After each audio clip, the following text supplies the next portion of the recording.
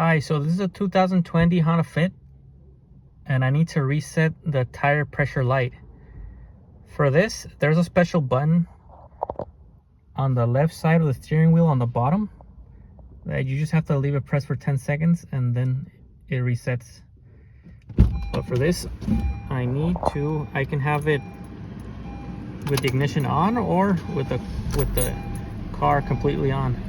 Then just down here, left side bottom, you're gonna press this button and leave it pressed for 10 seconds.